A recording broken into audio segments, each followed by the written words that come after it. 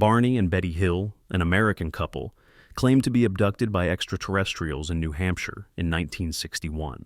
Their story, known as the Hill Abduction or Zeta Reticuli Incident, was widely publicized.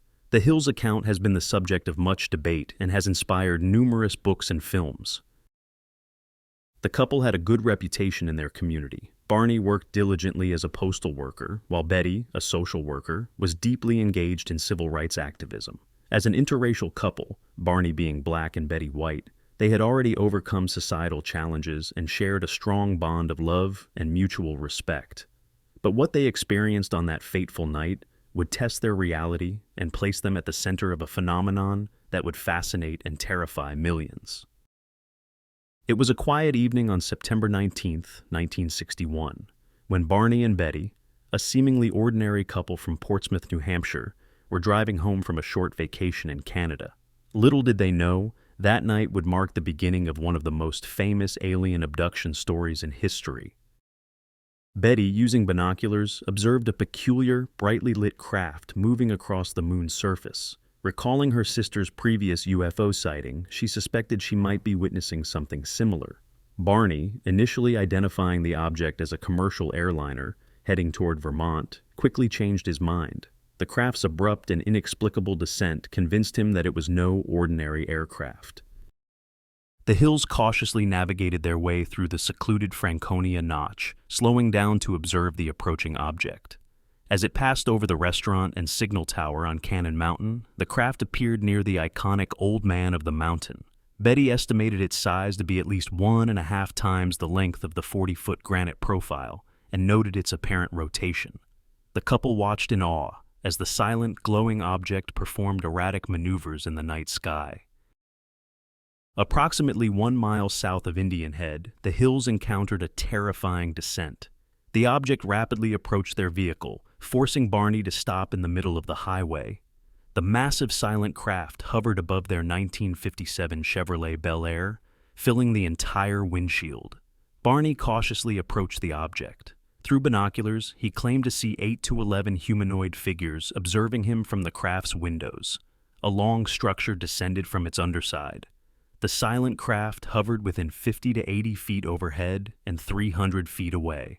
On October 21, 1961, Barney reported to NICAP investigator Walter Webb that the beings were not human. Upon returning home near dawn, the Hills reported experiencing strange sensations and inexplicable impulses. Betty insisted their luggage be stored near the back door, away from the main part of the house. Their watches had stopped working. Barney noticed that the leather strap of his binoculars was torn, despite no recollection of it happening. The toes of his best dress shoes were scuffed. To cleanse themselves, they took long showers and each drew a detailed picture of their encounter. The Hills struggled to recall the exact sequence of events during their encounter and subsequent drive home. Their memories became hazy and incomplete shortly after hearing the buzzing sounds. After a brief rest, Betty discovered that her dress, worn during the incident, was torn at the hem, zipper, and lining. She also noticed a strange pink powder on the dress. Despite attempts to remove the powder by hanging the dress outside, the damage was irreparable. Initially discarding the dress, she later changed her mind and stored it in her closet.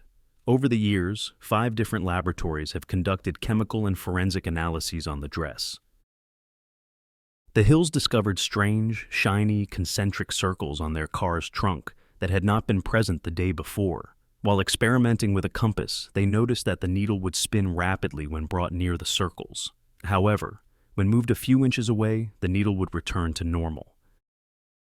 Walter N. Webb, a Boston astronomer and NICAP member, met with the Hills on October 21, 1961. In a 6-hour interview, they described the UFO encounter in detail. Barney admitted he had a mental block and suspected there were parts he didn't want to remember. Webb concluded they were telling the truth, but acknowledged minor uncertainties due to human judgment. 10 days after the encounter, Betty had vivid dreams about the event. She shared them with Barney, but he wasn't concerned. Betty started writing down the details. One dream involved a roadblock and men forcing her and Barney to walk in a forest. The men were small, gray, and appeared almost human. They watched the craft's departure before continuing their drive home. The Hills couldn't explain the missing time during their trip. They remembered little of the 35-mile stretch of U.S. Route 3. They both recalled an image of a fiery orb on the ground. The Hills wanted to use hypnosis to recover forgotten memories. The couple sought answers, eventually undergoing hypnosis with a well-known psychiatrist. Under hypnosis, Barney and Betty's experiences came flooding back in chilling detail. Both described being taken aboard the spacecraft, examined by the extraterrestrial beings, and shown strange, unfamiliar instruments. Betty even recalled seeing a star map, which, years later, would be linked to the Zeta Reticuli star system by ufologists. This is how the incident came to be known as the Zeta Reticuli Incident. Under hypnosis, Barney recalled that the binocular strap broke when he ran from the UFO back to his car. He remembered driving away but felt compelled to pull off the road and drive into the woods. He saw 6 men standing on the dirt road. The car stalled and 3 of the men approached. Barney described the beings as similar to Betty's recollection. He said their eyes had a terrifying, mesmerizing effect. While Betty reported a conversation with the leader in English, Barney said he heard them speaking in a mumbling language he didn't understand. Betty also mentioned this detail. Barney said that when they communicated with him, it seemed to be thought transference. Betty's hypnosis sessions were similar to her dreams, with some differences. The technology on the craft, the short men's appearance, and the abduction sequence differed. However, Barney's and Betty's memories were consistent. The Hills returned to their normal lives. They discussed the UFO encounter with friends and family. In 1965, a newspaper story about the Hills appeared, leading to international attention. Betty and Barney's story, though initially met with skepticism, sparked a wave of public interest. The account became the subject of the best-selling 1966 book, The Interrupted Journey, and was later adapted into the 1975 film, The UFO Incident. Their experience, one of the first widely publicized alien abduction claims, opened the door to many others coming forward with their own encounters. Though Barney passed away in 1969, Betty continued to share their story until her death in 2004.